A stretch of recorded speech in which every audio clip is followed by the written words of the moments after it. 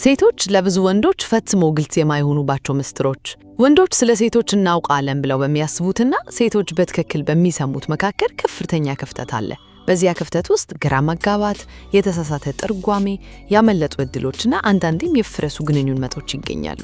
ይህ የሆነው አንደኛው ወገን ተሳስቶ ሳይሆን ሳያውቁት የተለያየ የስሜት ቋንቋ ስለሚናገሩ ነው። በእውነታው ግን አብዛኞቹ ወንዶች አማካኙን ብቻ በመጠቀም ግልጽ መልሶችን፣ ቀጥተኛ ምልክቶችን እና ሊገነበጡት የሚቻሉ ባህሪያትን በመጠበቅ ሴቶችን ለመረዳት ይሞክራሉ።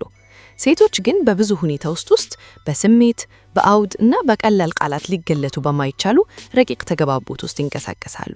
እናም አለመግባባቱ የሚጀምረው እዚህ ጋር ነው። ምክንያቱም የምታየው ነገር ሁልጊዜ የሚሰማት አይደለም። እናም የሚሰማት ነገር ሁልጊዜም የምትናገረው አይደለም። የመጀመሪያው አስቃኝ እውነትነት እርሷ እንደሚያስቡት ውስብስብ አይደለም፣ ግን ደግሞ ያን ያህል ቀላልም አይደለም።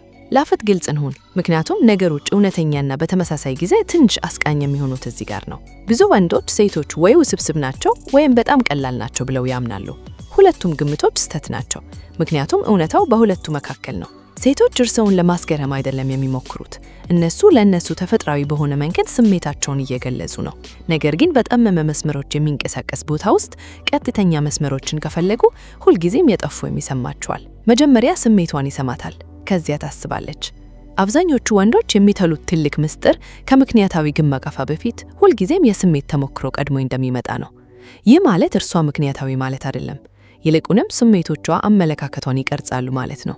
ስለዚህ እርሷ ከእርሶ ጋር ስትገናኝ ቃላቶቻችሁን ብቻ እየመረመረች አይደለም፣ መገኘታችሁን፣ የድምፅ ጦናችሁንና ኃይላችሁን እየተሰማች ነው። እናም እነዛ ስሜቶች ሌላውን ነገር ሁሉ እንዴት ተተረጎመች ተጽዕኖ ይፈጥራሉ። የሚያሰማት ስሜት ከምናገሩት በላይ ትርጉም አለው። ትክክለኛ ነገሮችን ልትናገሩ ትችላላችሁ። ትክክለኛ ቃላትን ልትጠቀሙ ትችላላችሁ። ሁሉንም ምክር ልትከተሉ ትችላላችሁ። ነገር ግን መሳብን ፈጥረው ሳይሳካላችሁ ይችላል። ምክንያቱም ለምን? ምክንያቱም መሳብ በቃላት ብቻ የተገነባ አይደለም፣ በስሜታዊ ተሞክሮ ላይ የተገነባ ነው። እርሷ መከመቸት፣ ተሳታፊነት፣ ጉጉት፣ ደስታ፣ ደህንነት የሚሰማት ከሆነ ያ ግንኙነት ያድጋል። እርሷ መሰልቸት፣ ጫና፣ ግራ መጋባት ወይም ስሜታዊ ምራቃት የሚሰማት ከሆነ ግንኙነቱ ይጠፋል። የጥሩ ወንድ ግራ መጋባት ብዙ ወንዶችን የሚያደናንገው ነገር አለ። እነሱ ጥሩ መሆን ብቻ በቂ እንደሚበልቅ ያምናሉ። ጨዋ መሆን ብቻ በቂ እንደሚበልቅ ያምናሉ። በሁሉም ነገር መስማማት ማለት ነው ግዴታን ማስወገድ፣ ሁልጊዜ ዝግጁ መሆን። እናም ከዚያ ለምን ማራኪ እንደሆኑ ሳይታወቁ ይገረገማሉ። ችግሩ ደንግነት አይደለም፣ ችግሩ የጥልቀት እጥረት ነው። ምክንያቱም ደንግነት ባለሰብዕነት የተገመተ ወይም ሰልቺ ሆኖ ይቀራል። እናም መገመት መቻል ስሜታዊ ተሳታፎን ይቀንሳል። ጫናን እንዴት እንደምትቋቋሙ ተጠማከታለች። ሴቶች ሁልጊዜም ሳያውቁት የሚጠባበቁት ነገር አለ።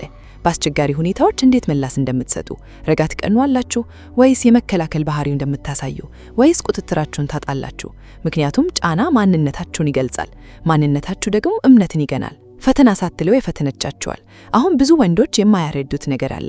አንዳንድ ጊዜ እርሷ ፈተና ልታቀርብላችሁ ይችላል፣ ሊያሻዋችሁ ትችላለች፣ ላይነማማ ትችላለች፣ ወይም ትንሽ የውጥረት ስሜቶችን ልትፈጠር ትችላለች። ይህ የሆነው ችግርን ለመፍጠር ስለምትፈልግ አይደለም፣ እርሷን ለመረዳት ስለምትፈልግ ነው። የምትሰጡትን ምላሽ እየተገነዘበች ነው፣ የስሜት ቁጥጥራችሁን፣ በራስ መተማመናችሁን። ምክንያቱም የምትሰጡት ምላሽ ከምትናገሩት በላይ ይናገራታል። ቁስልነት ከጠንካራ ስሜት ይልቅ መሳብን የሚገነባ ነው። ብዙ ወንዶች ትልቅ ትድራቶች፣ ጠንካራ ስሜቶችና ጥልቅ ሚኖቶች መሳብን የሚገነቡን ያምናሉ። እናም እነዚህ ተጽዕኖ ይፈጥራሉ ብየሁም፣ እነሱ ብቻ ግን በቂ አይደሉም። ምክንያቱም የሚቆይ መሳብ በቁስልነት ላይ የተገነባ ነው። በጊዜ ላይ በተመሳሳይ መንገድ መገኘት፣ እመት የሚታለፍ ጋር መሆን፣ ቋሚ መሆን። ምክንያቱም ሰዎች በምክታት ጊዜያት ሳይሆን በባህሪ ፓተርኖች ላይ ነው እምነት የሚጥሉት። መታደድ ሳይሆን ተመረት እንዲሰማት ትፈልጋለች። ጥቂት ግን የዋለኛ ግልጩም አለ። ማሳደድ ጫና ይፈጥራል፣ መምረጥ ግን ዋጋ ይፈጥራል። አንድ ወንድ ሁልጊዜም ሲያሳድድ፣ ለማረጋገጥ ሲሞክር፣ ፍቃድ ለማግኘት ሲሞክር ይህ ሊያስጨነቅቅ ይችላል። ነገር ግን አንድ ወንድ መራጭ ቢሆን እርሷን የመረደው ከእርሷ ጋር ስለሚጣተምም ከሆነ ይህ መተዛዘንን ይፈጥራል። ከላይ በላይ የተሳተበት መላእክት ችግር አለ። ብዙም ይታወቅና የተለመደ ነገር ነው። መላእክት ትጽፋላችሁ፣ እርሷን መልሳለች። አንተ ውዲው መልሳለህ፣ እርሷ ጊዜ ትወስዳለች። ከላይ በላይ ማሰብ ትጀምራላችሁ። ሌላ መላእክት ትጽፋላችሁ። እናም ድንገት ስራው ሁሉ አንተ ብቻ እንደምትሰራ ታወቃል። አሁን እንደምታዩት ፍላጎታችሁን እያሳያችሁ ነው። እንደርሷም ደግሞ ሲል የጫና ስሜት እንደሚሰማት ነው የሚሆነው። ጫና ደግሞ መሳብን ይቀንሳል። የስሜት ልዩነት ነገሮችን ህይወተኛ ይመስላሉ። መሳብ የሚገነባው ተተናዋጅ ቦታ ነው። ቀልድ፣ ጉጉት፣ ጨዋታነትና ጥልቀት ያለበት። ምክንያቱም የስሜት ልዩነቶች ግንኙነቶችን አስደሳች ያደርጋሉ። ደረቅ ውይይቶች ወደ ደረቅ ግንኙነቶች ይመራሉ። ጥቂት ነብሰቶችን ተተማከታለች። እነሱ እሚናት ነው ያላችሁን ነገሮች እርሷ ተተማከታለች። የድምጽ ቶናችሁን፣ የጊዜ አጠቃቀማችሁን፣ ቁሰልነታችሁን፣ ባህሪያችሁን። ምክንያቱም ትንሽ ነብሰቶች ትልቅ ስልን ይሰላሉ። የራስ መተማመን የሚሰማው የሚታወግም ሳይሆን የራስ መተማመን አለኝ ብለው ማለት አያስፈልግም። ይህ ተቃራኒ ውጤት ይኖረዋል። የራስ መተማመን በምንናገርበት መንገድ፣ በምንመልስበት መንገድ፣ በዝምታ የምንሄዘው መንገድ፣ በእርግጠኝነት ካልሆነው ነገሮች ጋር እንዴት እንደምንሰራ ይታያል። ምክንያቱም እውነተኛ የራስ መተማመን ማብራሪያ አያስፈልገውም። ዝምታ ከማውራት ይልቅ በጣም ማራኪ ይመስላል። ሁልጊዜም በቃላት መሙላት አያስፈልግም። አንዳንድ ጊዜ ዝምታ ክፍተት ይፈጥራል። ክፍተት ጉጉትን ይፈጥራል። ጉጉት ደግሞ መሳብን ይፈጥራል። ከላይ በላይ መሞከር ችግር አለ። በጣም ስትሞክሩ ተተማከታላችሁ። በግልጽ መንገድ ቢሆንም በረብዘቶት አብዝቶ ማብራሪያት፣ አብዝቶ መላእክት መለክ፣ አብዝቶ ማትናት እነሱ ሁሉ ተፈጥሯዊ ፍሰትን ይቀንሳሉ። ምክንያቱም ግንኙነት በግዴታ አይመጣም፣ እንዲመጣ ይፈቀድለት እንጂ። የስሜት ደህንነት እንዲኖራት ትፈልጋለች። ደስታም ብቻ ሳይሆን ደስታ ይሰባል፣ ነገር ግን ደህንነት ያስገራል። ምክንያቱም የስሜት ደህንነት ያለበት ግንኙነት ማደግ አይችልም።